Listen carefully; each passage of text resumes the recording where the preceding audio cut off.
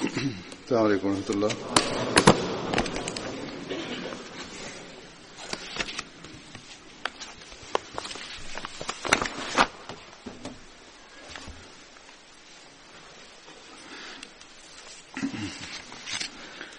أشهد أن لا إله إلا الله. أشهد أن لا إله إلا الله وحده لا شريك له وأشهد أن محمدا عبده ورسوله. أما بعد فأعوذ بالله من الشيطان الرجيم. بسم الله الرحمن الرحيم. الحمد لله رب العالمين. الرحمن الرحيم. مالك يوم الدين. إياك نعبد وإياك نستعين. اهدنا الصراط المستقيم. صراط الذين أنعمت عليهم غير المغضوب عليهم ولا الضالين.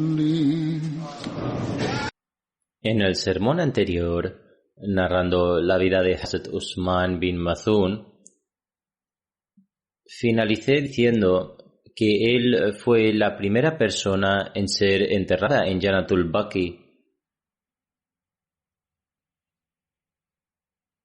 Se han encontrado los siguientes datos sobre la fundación y el establecimiento de Jannatul Baqi. En el momento de la llegada del santo profeta, la paz de Dios sea con él, a Medina, había muchos cementerios.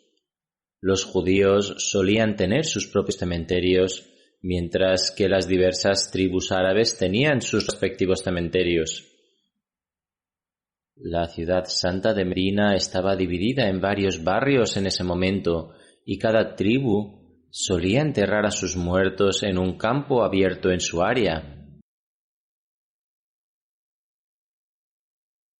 Kaaba tenía su propio cementerio, que era el más importante, pero había también otros cementerios más pequeños. La tribu de Banu Zafar tenía su propio cementerio, Banu Salma tenía su propio cementerio separado. Entre otros cementerios se encontraba también el cementerio de Banu Sada, en cuyo lugar se establecería Sukun Nabi más tarde. Aquí es donde se construyó la mezquita del profeta, y también en ese lugar, entre los árboles de dátiles, había algunas tumbas de politeístas. Baqiul Gharqad fue el más antiguo y famoso de todos estos cementerios. Desde que el santo profeta lo eligiera como el cementerio de los musulmanes, ha tenido una posición única y prominente que permanece hasta hoy y por siempre.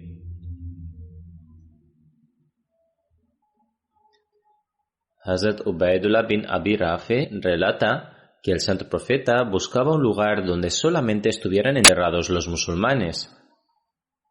El santo profeta visitó e inspeccionó varios lugares para este propósito.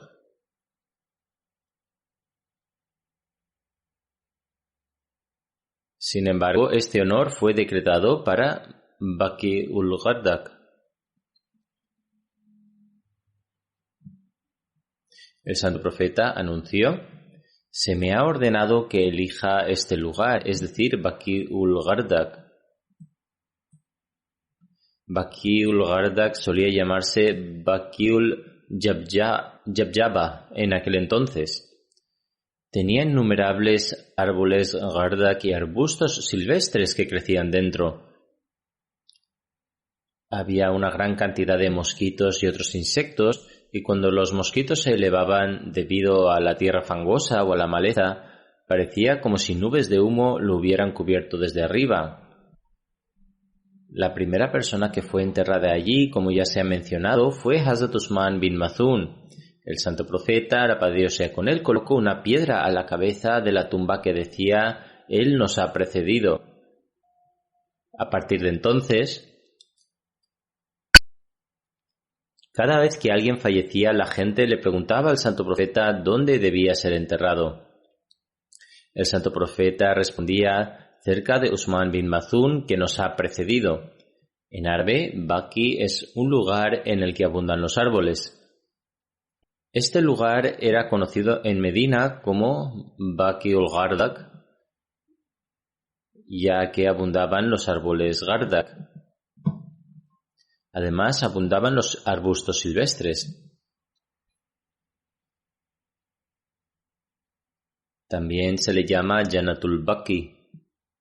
En árabe, la palabra Jannat significa jardín o paraíso. Por esta razón, era más conocido entre los no árabes como Jannatul Baqi.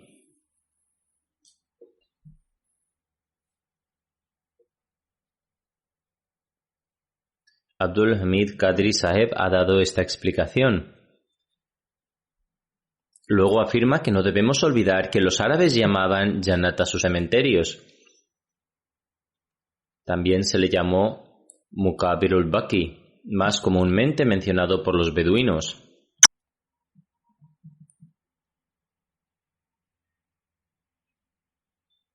Hazrat Salim bin Abdullah relata sobre su padre que cada vez que alguien fallecía, el santo profeta decía: envíalo con los que han fallecido. ¡Qué excelente pionero fue Usman bin Mazun de entre los de mi umma! Hazrat Ibn Abbas relata que cuando Hazrat Usman falleció, el santo profeta se acercó a su cuerpo, inclinó el santo profeta su cabeza 3 veces, luego levantó la cabeza y proclamó en voz alta: «Oh Abu Saib, que Allah te perdone, dejas este mundo sin dejar que te haya afectado negativamente». Hazrat Aisha relata que cuando el santo profeta besó el cuerpo de Hazrat Usman bin Mazun, estaba extremadamente emocionado y las lágrimas brotaban de sus ojos.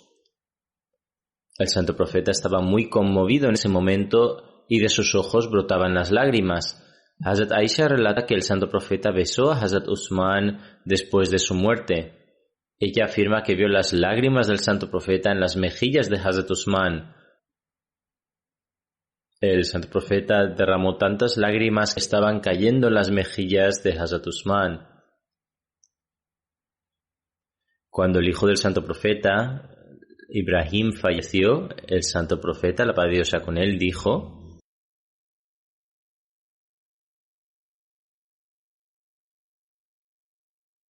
es decir, ojalá puedas unirte a la compañía de ese individuo piadoso, Usman bin Mazun, que ha fallecido. Hazrat Usman bin Affan relata que cuando el santo profeta dirigió la oración fúnebre de Hazrat Usman bin Mazun, recitó los takbirat 4 veces. Algunas personas opinan que no se puede decir más de 3 takbirat, sin embargo es posible decir 4 también.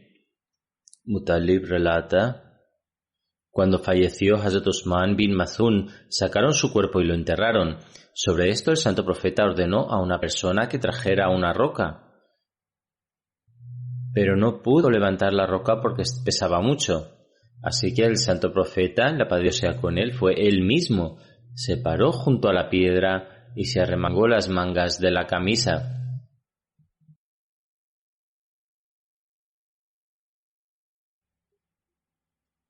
Mutlib, quien relata este incidente del santo profeta, la paz de Dios sea con él, dice: parece que todavía puedo ver la piel blanca de los 2 brazos del santo profeta, es decir, todavía puedo recordar el incidente.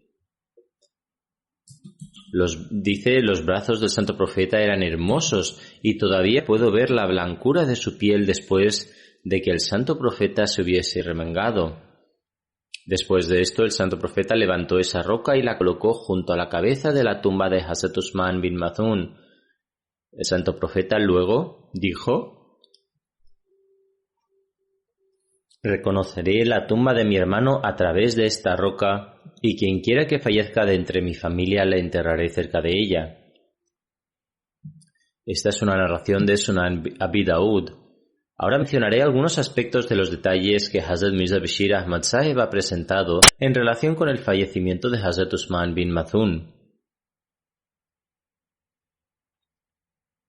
Relatando los incidentes del segundo año después de la Hijra, Hazrat Mirza Bashir Ahmad Sahib afirma: a finales de ese año, el santo profeta propuso la creación de un cementerio en Medina para sus compañeros que se denominó Jannatul Baqi. Después de su creación, los compañeros fueron generalmente enterrados en este mismo cementerio. El primer compañero que se enterró en este cementerio fue Usman bin Maz'un. Usman era uno de los musulmanes pioneros, extremadamente justo y piadoso. Era un hombre de disposición ascética. En una ocasión, después de convertirse en musulmán, le dijo al santo profeta: si el santo profeta me concede amablemente su permiso, deseo abandonar el mundo y separarme de mi esposa e hijos, de tal manera que pueda dedicar mi vida por completo a la adoración de Allah. Sin embargo, el santo profeta no le permitió hacerlo. Ya comenté previamente varios detalles acerca de esto en el sermón anterior. Sin embargo, Hazrat Mirza Bashir Ahmad Sahib también narra: el santo profeta se entristeció profundamente por la muerte de Usman bin Maz'un. Hay una narración donde se cuenta que después de su fallecimiento, el santo profeta le besó la frente y en ese momento se podían ver lágrimas en los ojos del santo profeta. Después de su entierro, el santo profeta colocó una piedra en la parte superior de su tumba para que sirviera a modo de señal, y luego de vez en cuando visitaba el Jannatul Baqi y rezaba por él. Usman fue el primer muhajir que falleció en Medina. La esposa de Hazrat Usman bin Maz'un escribió la siguiente elegía en su fallecimiento: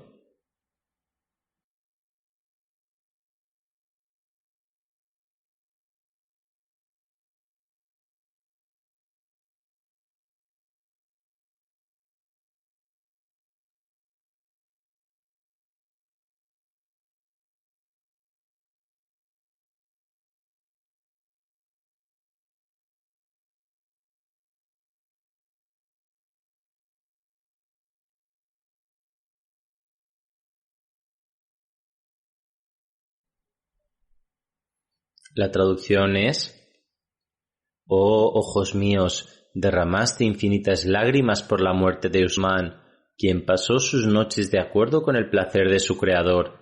Se darán noticias buenas sobre este individuo único y excepcional, quien ahora ha sido enterrado.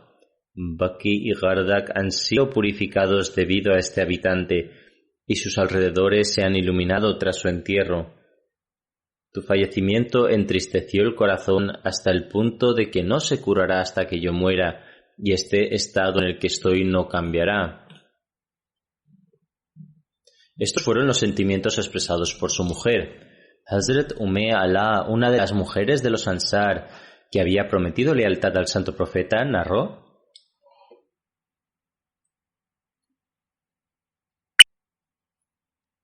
cuando los Ansar escribían varios nombres entre los muhajirín para seleccionar sus lugares de residencia, recibimos el nombre de Hazrat Usman bin Maz'un, lo que significa que iban a organizar su alojamiento en nuestra casa. Hazrat Ala relata: Hazrat Usman bin Maz'un se quedó con nosotros. También lo cuidamos cuando se encontraba mal y cuando falleció lo enterramos con su ropa. El santo profeta vino a vernos y yo dije: que Allah tenga piedad de ti, oh Abu Saib. Este era el nombre de Hazrat Usman bin Maz'un. Ella repitió estas palabras en presencia del santo profeta: que Allah tenga misericordia contigo, Abu Saib. Y luego dijo: soy testigo de que Allah ciertamente te ha honrado. Repitió esto frente al santo profeta. Cuando el santo profeta escuchó esto, preguntó: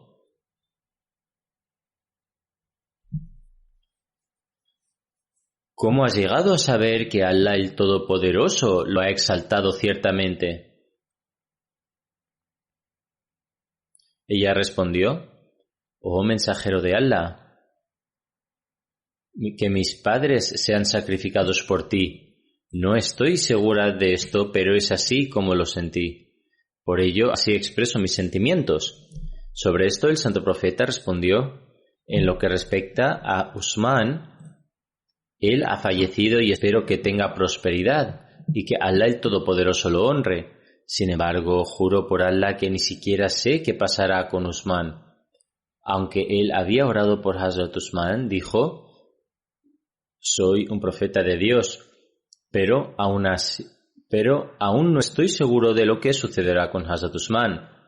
Cuando Hazrat Allah escuchó esto, ella dijo: no volveré a considerar a nadie tan piadoso de esta manera, lo que significaba que ella no volverá a decir que Dios ciertamente ha indultado a alguien. Además, dijo: esto me entristeció y caí dormida en ese estado. Tenía una relación especial con Hazrat Usman y las emociones que tenía con respecto a él eran muy fuertes. En cualquier caso, ella dijo: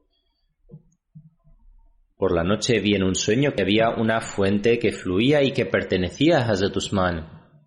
Dijo: después de ver este sueño fui a ver al santo profeta y le conté mi sueño. El santo profeta respondió: así eran sus actos, lo que significaba que Allah el Todopoderoso le mostró esto solo para informarle de que él estaba en el paraíso y que sus acciones son parte de esta fuente. Por lo tanto, esta era la forma con la que el santo profeta entrenaba a otros, de lo que uno no debe afirmar con tanta confianza y creencia de que Allah el Todopoderoso ha perdonado a alguien. Sin embargo, cuando los actos piadosos de Hazrat Usman bin Mazun quedaron de manifiesto en forma de fuente en el sueño de Hazrat Allah, el santo profeta atestiguó este hecho. El santo profeta ya sabía que Allah el Todopoderoso estaba satisfecho con sus compañeros que habían participado en la batalla de Badr. Además, las oraciones del santo profeta para Hazrat Usman, en las que expresó sus emociones, explican el hecho de que estaba seguro de que Allah el Todopoderoso aceptaría estas oraciones y Hazrat Usman estaría entre aquellos que se acercan a Allah el Todopoderoso. A pesar de esto, él aconsejó que no se hicieran tales pretensiones. Esto también se ha mencionado en Musnad Ahmad bin Hanbal de la siguiente forma: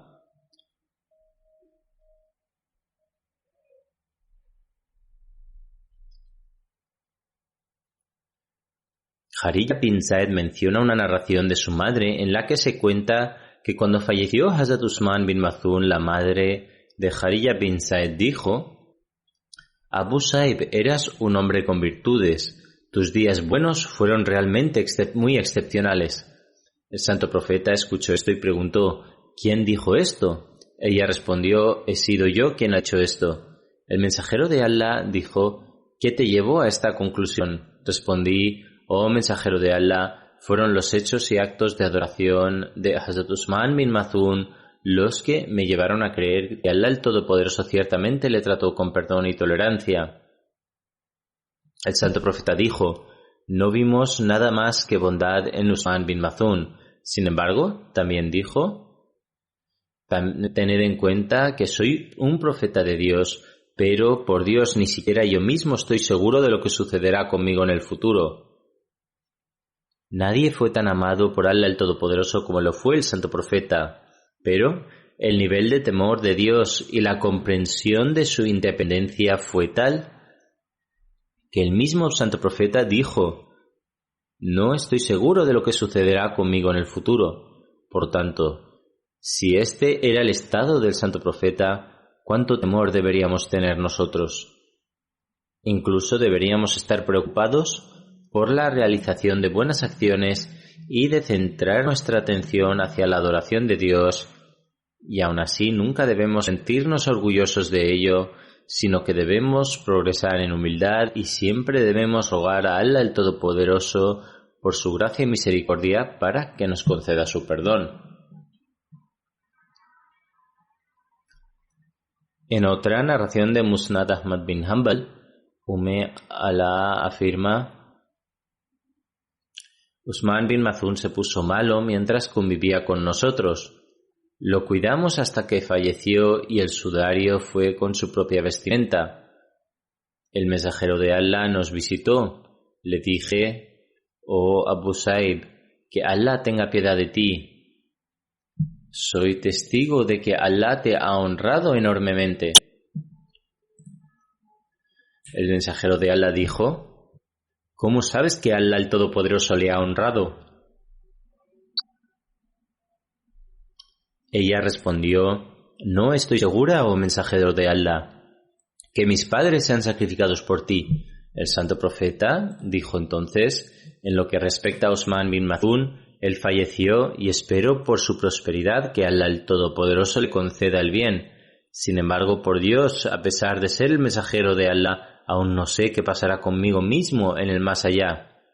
Alá dijo: no proclamaré a nadie como santo después de esto. Después de esto ella continuó como está narrado de acuerdo a su estado de ansiedad y también tuvo el sueño mencionado que le contó al santo profeta Muhammad, la paz de Dios sea con él. Este relato se ha registrado en 2 libros diferentes de hadith. Alá el Todopoderoso ya les ha otorgado un elevado rango. Las oraciones del santo profeta también estaban con ellos. Que Dios continúe elevando su estatus y que nosotros también podamos emular su ejemplo. El siguiente compañero que mencionaré es Hazrat Wahab bin Sa'd bin Abisar. El nombre de su padre era Sa'd y pertenecía a la tribu Banu Amir bin Loi. Hazrat Wahab era el hermano de Abdullah bin Wahab bin Sar. El nombre de su madre era Muhanna bin Jabir y pertenecía a la tribu Ashari. Abdullah bin Sa'd bin Abisar, el hermano de Hazrat Wahab, era el mismo Katib Wahi, es decir, es el que escribía las revelaciones, que se convirtió en un apóstata. Con respecto al hermano de Hazrat Wahab, Hazrat Muslim ha descrito los siguientes datos. De entre los escribas del santo profeta, uno de ellos se llamaba Abdullah bin Abisar.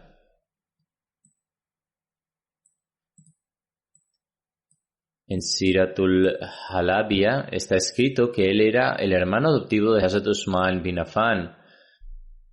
No obstante, Hazrat Muslim dice además, cuando el santo profeta recibía una revelación, le llamaba y le pedía que la escribiera. Un día, el santo profeta estaba dictando los versículos 14 y 15 del Surah Al-Mu'minun.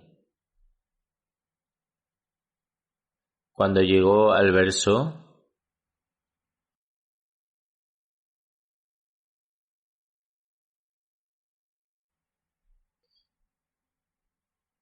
entonces Abdullah, el escriba que se menciona, dijo espontáneamente: esto se menciona en el verso 15 de Surah Al-Mu'minun. El santo profeta dijo que ese era exactamente el verso que había sido revelado y le pidió que lo escribiera. Este desdichado no entendió el patrón de los versos anteriores, que concluía en el verso que él había recitado de forma espontánea. De esto dedujo que así como el santo profeta había considerado sus palabras pronunciadas como una revelación divina, también el santo profeta mismo, Dios no lo quiera, fue dando forma a la totalidad del texto del Corán. De esta manera se convirtió en un apóstata y se fue a la Meca. De los individuos para quien el santo profeta había ordenado la pena capital, Abdullah bin Abisar fue uno de ellos. Hazrat Usman, sin embargo, le dio cobijo.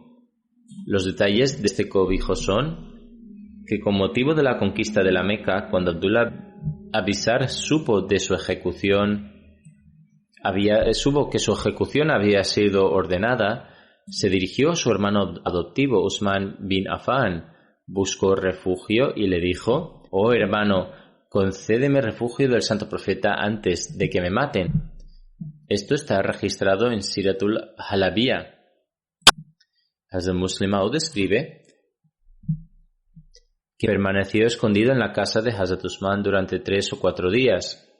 Un día, mientras el santo profeta tomaba juramento de lealtad de algunos mequíes, Hazrat Usman trajo a Abdullah bin Abisar en la presencia del santo profeta y le pidió que aceptase su promesa de lealtad.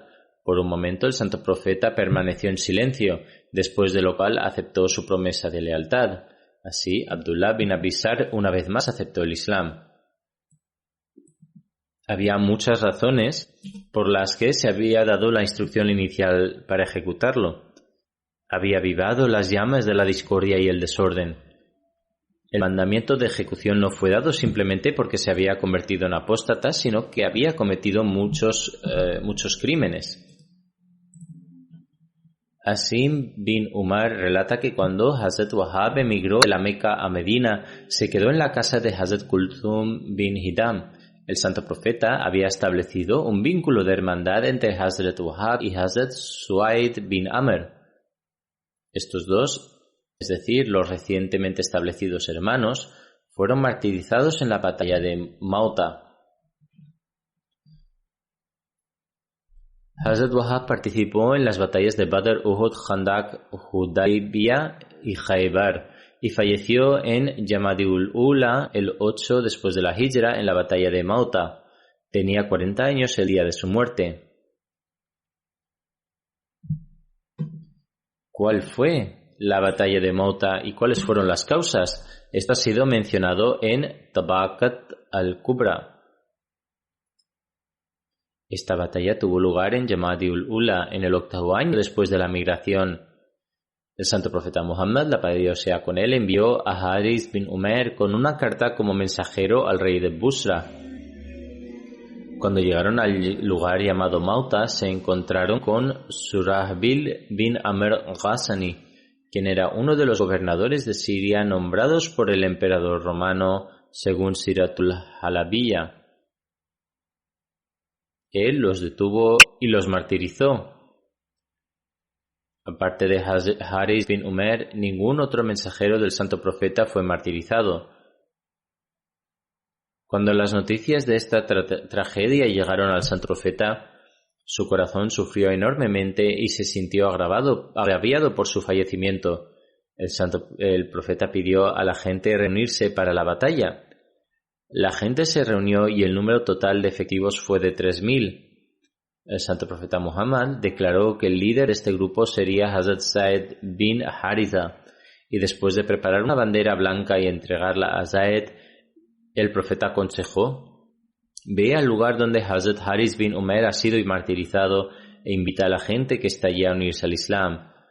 Si ellos lo aceptan, entonces está bien, pero si no lo hacen, entonces busca la ayuda de Allah contra ellos y participa con ellos en la batalla. Hazrat Wahab también fue parte de esta batalla. Seguiré enumerando los detalles de esta batalla. Hazrat Abdullah bin Umar declara que el santo profeta nombró a Hazrat Zaid bin Haritha durante la expedición de Mauta como líder y dijo: si Zaid es martirizado, entonces Jafar será vuestro líder, y si él también es martirizado, entonces Abdullah bin Rawajas tomará su lugar. Este grupo de hombres también fue conocido como la infantería de los líderes. Hazrat Muslim Maud en los detalles de este evento ha escrito que, de acuerdo con una narración, un judío que estaba sentado cerca escuchó lo que el santo profeta acababa de decir. Se acercó a Hazrat Zaid y le dijo: si Muhammad es verdadero, entonces ninguno de los tres volverá vivo de la batalla. Ante esto, Hazrat Zaid respondió: tanto si regreso vivo como si no de esta batalla, es un hecho indiscutible que él, el santo profeta Muhammad, es un verdadero mensajero y un verdadero profeta de Dios. La información sobre los mártires de esta batalla se transmitió a través de la revelación divina al santo profeta Muhammad. Respecto a esto hay una narración en la que Hazrat Anas bin Malik relata que el santo profeta Muhammad, la paz de Dios sea con él, declaró: Zaid tomó la tenencia de la bandera y él fue martirizado, después de lo cual Jafar tomó la bandera y él también fue martirizado. y después de esto Abdullah bin Rawaha tomó la bandera y también fue martirizado. Mientras decía esto a la gente, las lágrimas brotaban de los ojos del santo profeta. Después de esto, el santo profeta continuó diciendo: después de esto, Khalid bin Walid tomó la bandera sin ser un líder y se les concedió la victoria. Que Allah el Todopoderoso continúe elevando el estado espiritual de estos compañeros del santo profeta. Después de haber mencionado a estos compañeros, mencionaré ahora algunos fallecidos cuyas oraciones funerarias también dirigiré hoy. El primer funeral es del respetado Malik Muhammad Akram Sahib, que fue un misionero de la comunidad. Falleció ayer, 25 de abril, en Manchester. A Allah pertenecemos y a él volveremos. Su funeral está presente aquí y después de las oraciones, y si Dios quiere, dirigiré su oración funeraria fuera de la mezquita.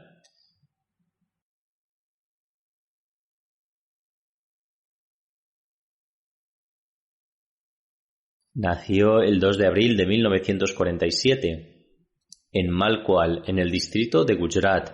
En 1961 realizó el Bai'at y entró en la Jamaat. Su hermano mayor, el maestro Azam Sahib, había aceptado el Ahmadiyyat antes y Akram Sahib también realizó el Bai'at después de él.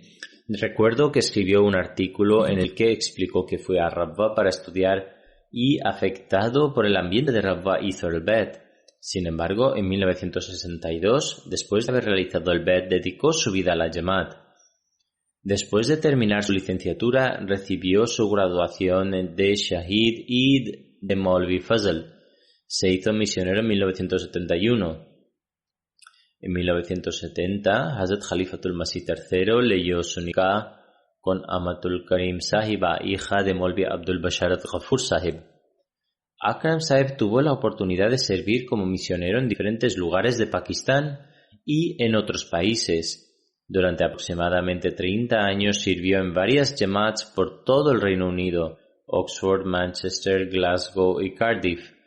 Su servicio duró aproximadamente 48 años. En el Reino Unido desempeñó el cargo de Naib Afsar Jalsaga durante muchos años.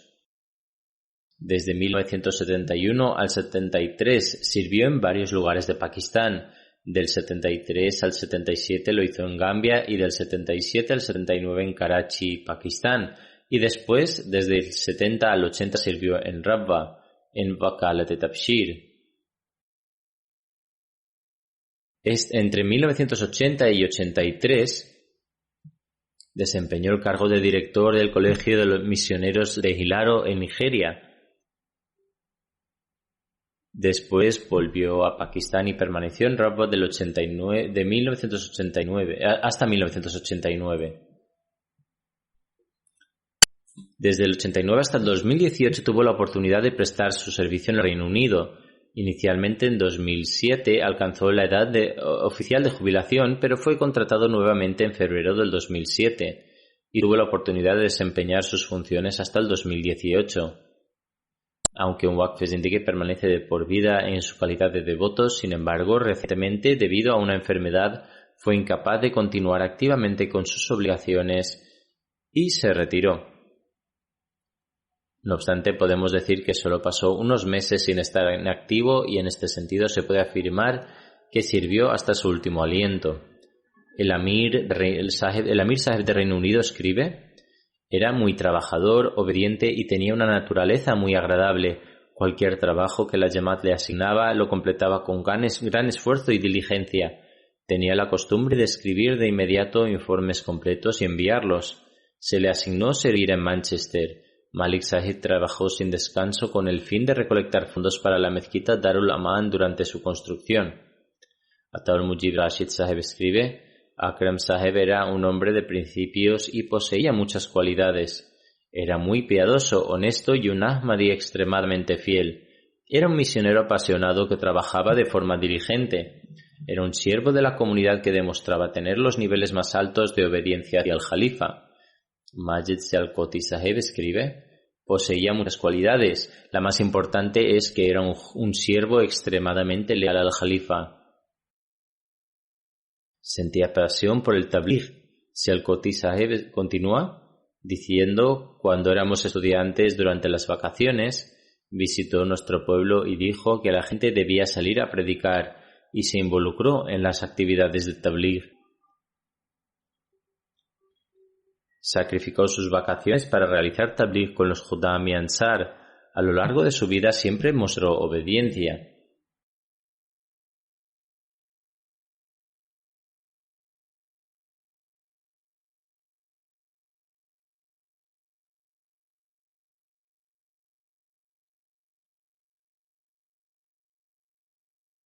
Aslam Khalid Sahib, que está prestando servicio en la oficina del secretario privado de Londres, escribe: tuvimos una relación muy estrecha. Ambos estaban emparentados por una relación familiar de su esposa. Continúa diciendo: donde quiera que le designaban se ganaba los corazones de la gente con su afecto. Estuvo sirviendo incluso durante su enfermedad y especialmente hablaba de forma cariñosa sobre la gente de Manchester. Tenía una relación muy afectiva con los jóvenes y niños de la comunidad. Aslam Khalid Sahib da un ejemplo de esto y dice: una vez me contó un incidente relacionado con uno de los niños que creció con él y que posteriormente se casó. De entre ellos, uno de los jóvenes esperaba su primer hijo. Cuando nació el niño, él le llamó a las 2:30 o 3 de la mañana para informarle que su primer hijo había nacido. El señor Akram pensó que este no era el momento adecuado para informarle por teléfono y que podría haber llamado fácilmente por la mañana. Sin embargo, fue el amor que el joven tenía por su misionero y el papel que tuvo en su crianza. El señor Akram Sahib dice además: me quedé sin palabras por su siguiente comentario. El joven dijo: señor misionero, juré que cada vez que Allah el Todopoderoso me concediera un hijo, usted sería la primera persona a la que informaría. Ahora que le he mencionado, se le informaré a mi padre. Este fue el amor y el afecto que las personas tenían por él y su amor por los miembros de la Jamaat. Que Allah el Todopoderoso continúe elevando su estatus, derramando su perdón sobre él y otorgando a sus seres queridos firmeza y coraje para soportar esta pérdida. Su funeral está presente, como se mencionó anteriormente. Saldré para dirigir su oración fúnebre. El segundo funeral es de Chaudhry Abdul Shakur Sahib, que era un misionero de la comunidad. Era el hijo de Chaudhry Abdul Aziz Sahib de Sialkot. Falleció el 12 de abril. Todos pertenecemos a Allah y a él regresaremos. Nació el 10 de noviembre de 1935 y era Ahmadi de nacimiento. Su abuelo paterno aceptó el Bayat en 1901.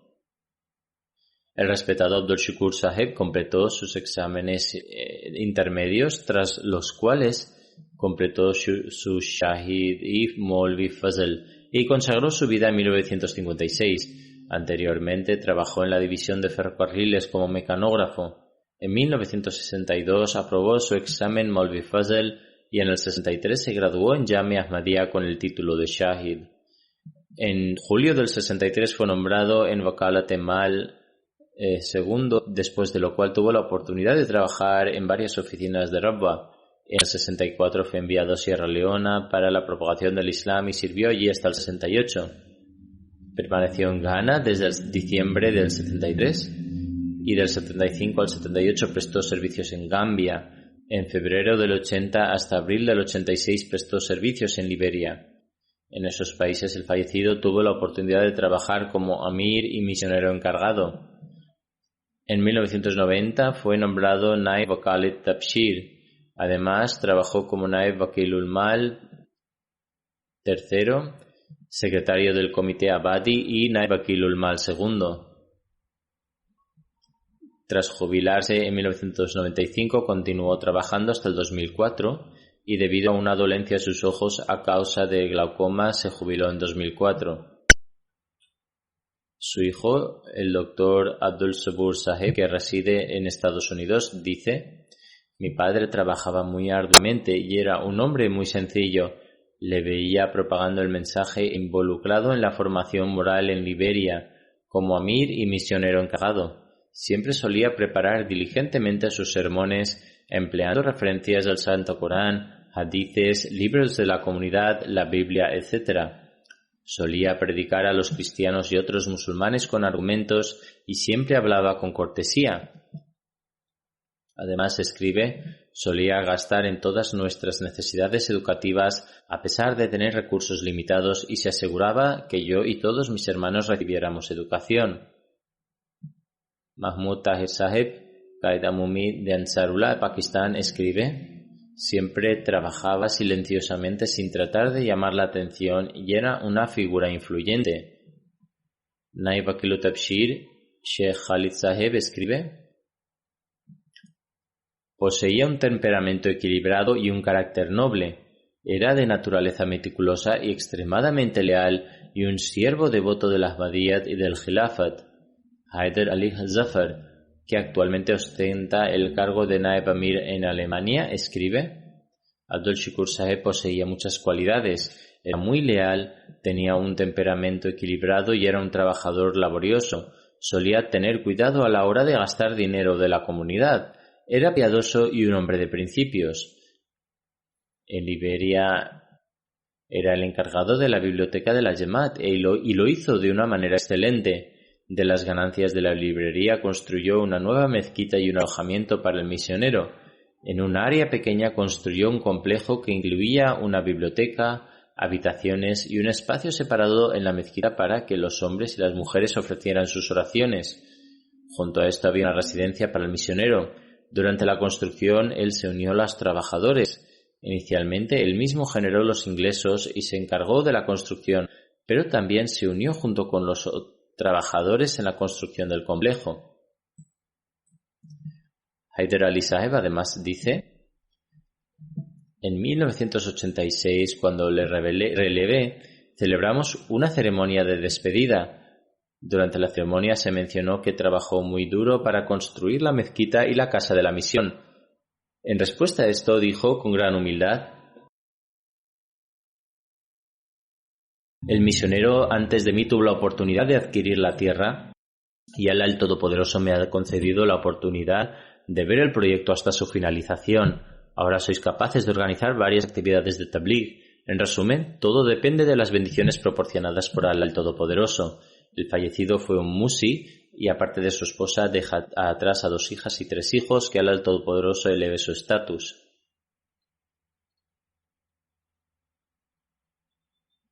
El tercer funeral in absentia es del respetado Muhammad Saleh Muhammad Sahib, quien fue un muallim de Waqf Jadid. Falleció según la voluntad de Allah el 21 de abril de 2019. A Allah pertenecemos y a él retornaremos.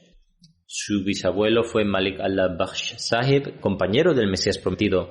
Reconoció el signo del eclipse solar y lunar y viajó a Qadian de Lodhran y tuvo el honor de hacer el Bet a manos del Mesías prometido. Su padre, el respetado Ghulam Muhammad Sahib, también era un muallim y de hecho de entre los primeros muallimín.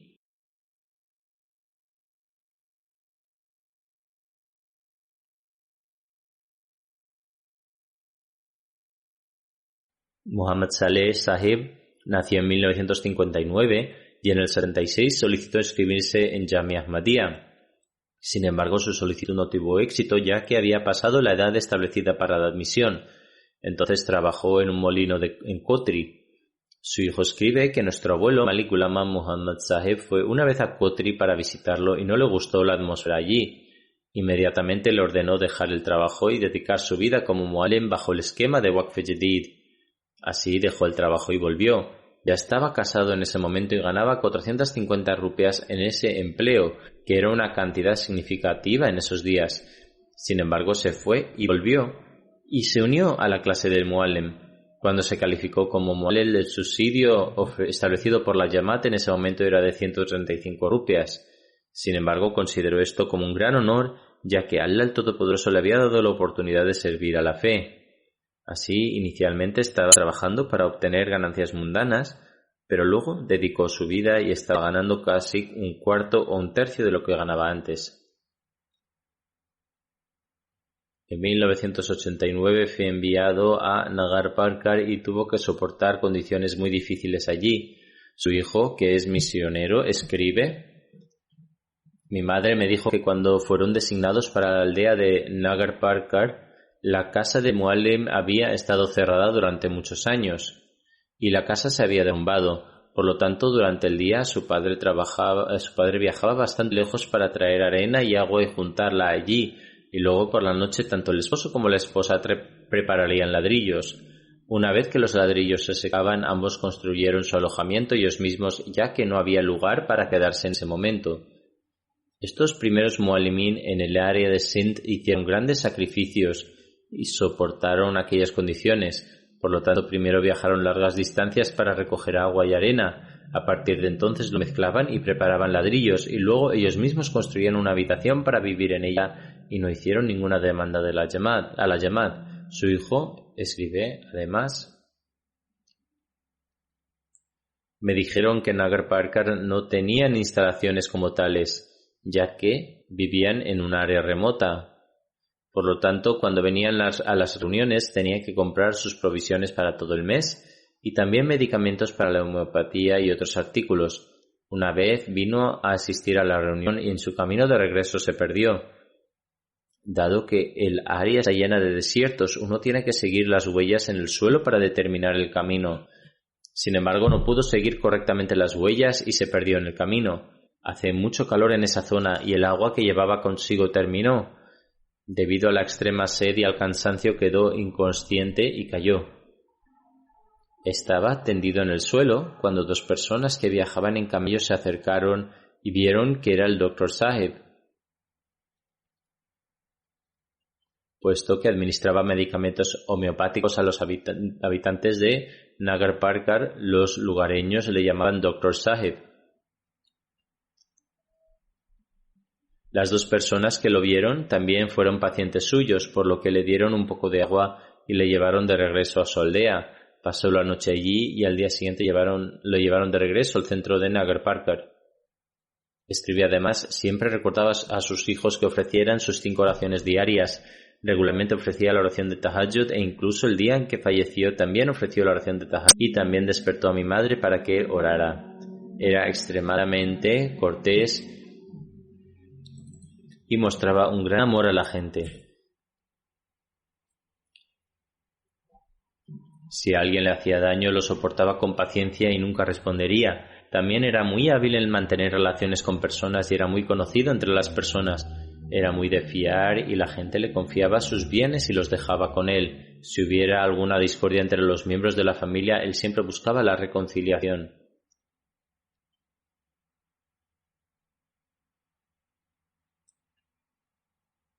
El fallecido era un musi y deja atrás a su esposa, 3 hijos y 3 hijas. Uno de sus hijos, Mubarak Munir Saheb, actualmente trabaja como misionero en Burkina Faso y por lo tanto no pudo regresar a Pakistán tras el fallecimiento de su padre. Que Allah el Todopoderoso eleve su posición y le conceda su misericordia y perdón. Que Él también permita que su progenie sirva su fe con la misma pasión y espíritu de sacrificio.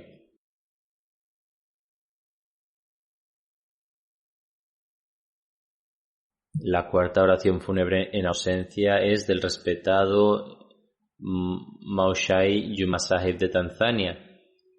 Falleció el 13 de marzo, a Allah pertenecemos y a él volveremos. Nació en 1933 o 34 en la región de Morogoro, en Tanzania. Se unió a la comunidad musulmana Ahmadía en 1967. Su explicación de la aceptación de la Ahmadía es la siguiente. Había una tradición entre los ulemas sunitas de la zona que si un niño fallecía llevaban a cabo la ceremonia del Khatam y también de la Akika. Sin embargo, él se oponía a tales tradiciones como la ceremonia del Khatam y también a la Akika de un niño que había fallecido. Algunos de los ulemas sunitas solían instar a realizar la Akika de un niño recién nacido que había fallecido inmediatamente después de su Khatam, en lugar de hacerlo de un niño aún vivo, y esto era para que pudiera haber más oportunidades para comer. Sin embargo, Maushai Sahib no se había topado con una enseñanza islámica que apoyara esta práctica de los molvis.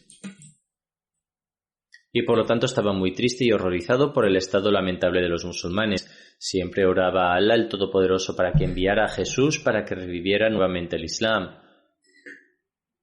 El misionero encargado escribe que dijo eso cuando se reunió con el misionero de la zona, quien en ese momento era Jamil Rahman Rafiq Sahib, y actualmente trabaja como Vakil ul Irshad en Pakistán.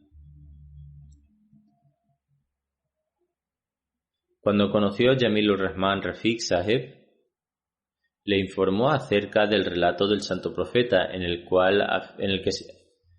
que afirmaba que el que muere sin haber reconocido al imán de la época muere una muerte de ignorancia. Esto lo llevó a reflexionar sobre el hecho de que aún no había aceptado al imán de la época y que por tanto no era un verdadero musulmán. En consecuencia, aceptó el Ahmadiyyat de inmediato. A continuación regresó a su aldea, reunió a todos y transmitió el mensaje del Mesías prometido a sus hermanos, a otros miembros de la familia y a sus amigos. En ese mismo año, su hermano Salman Sahib, ya fallecido, y también la esposa de Jumma Sahib aceptaron el Ahmadiyyat como resultado de sus esfuerzos de tabligh. Esto también tuvo que soportar mucha hostilidad, pero gradualmente, con el paso del tiempo, la gente comenzó a entrar en el seno de la Jamaat. Ahora el Ahmadiyyat está bien establecido en las aldeas vecindarias de su aldea natal, Makuni. El misionero encargado escribe que la Jamaat de Makuni es una de las Jamaats más ejemplares de la región de Morogoro, y esta Jamaat se estableció gracias a sus esfuerzos. Después de aceptar el Ahmadiyyat y hasta su fallecimiento, todos sus actos mostraron su profundo amor por el Khilafat. También mostró un gran respeto hacia los misioneros y los responsables de la Jamaat. Siguió estrictamente el Nizam-e-Jamaat, tenía una gran pasión por participar en el tabligh y nunca dejaba que se desperdiciara una oportunidad de tabligh. Estuvo entre los primeros que pagaron su chanda. De hecho, siempre pensaba en contribuir al chanda en cada ocasión que recibía dinero. A menudo decía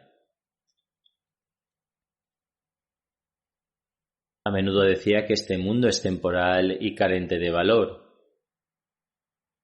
Era musi y también animaba a otros a unirse a este bendito plan.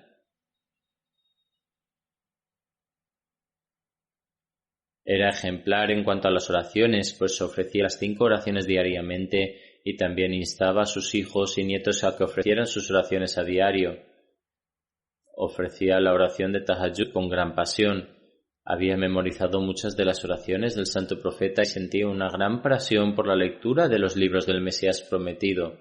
Su hijo Shamun Jumma Sahib, que es actualmente profesor en el Jamia Ahmadiyya de Tanzania, escribe: de 1987 a 1990, los 3 hermanos estudiábamos en el Jamia Ahmadiyya de Tanzania. Ahora enseñan allí el curso Mubashir. Recuerdo que en una ocasión, durante las vacaciones, decidimos que uno de nosotros, de entre los hermanos, dejaría los estudios de Jamia, regresaría a casa y ayudaría a nuestros padres en sus tareas diarias. Cuando mencionamos esto a nuestro padre, se sintió profundamente disgustado. Shamun Jumma Sahib escribe: no puedo olvidar ese día. Mi padre se emocionó mucho. Nos dijo que debíamos confiar en Allah el Todopoderoso, continuar nuestros estudios en Jamia y no abandonarlos. Por lo tanto, inculcó el espíritu del servicio a la Jamaat en sus 3 hijos.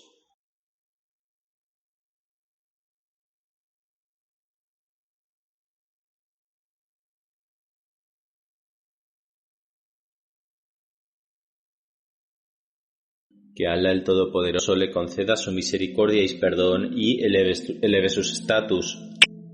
Que Él permita que su progenie se convierta también en verdaderos servidores del Islam. Como mencioné, después de estas oraciones dirigiré sus oraciones funerarias. Uno de los difuntos, Malik Akram Sahib, está aquí presente. Saldré de la mezquita para dirigir su oración fúnebre. Los fieles deben permanecer dentro de la mezquita y unirse a la oración desde aquí.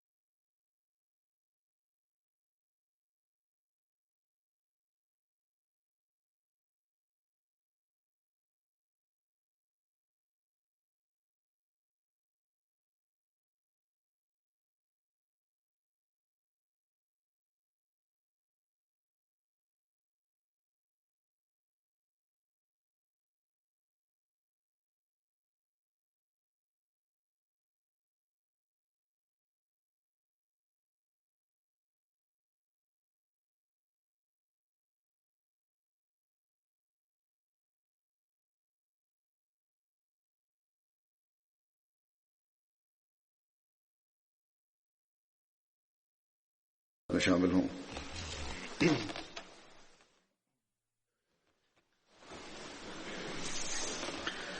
अल्हम्दुलिल्लाह नहमदुहु व नस्तईनुहु व नस्तगफिरुहु व नु'मिनु बिही व नतवक्कलु अलैहि व नऊज़ु बिल्लाहि मिन शुरूरि अनफुसिना व मिन सय्यिआति अअमालिना मन यहदिहिल्लाहु फला मुदिल्ल लहु व मन युद्लिल्हु फला हादिय लहु व नशहदु अन ला इलाहा इल्लल्लाह व नशहदु अन्ना मुहम्मदन अब्दुहु व रसूलुहु इबादल्लाहि रहिमकुमुल्लाह इन्ना अल्लाह यामुरु बिल अदलि वल इहसानि व ईताइ ज़िल क़ुर्बा व यन्हा अनिल फ़हशाइ वल मुनकरि वल बग़य यइज़ुकुम लअल्लकुम तज़क्करून उज़्कुरुल्लाह यज़्कुरकुम वदूहु यस्तजिब लकुम वलज़िक्रुल्लाहि अकबर।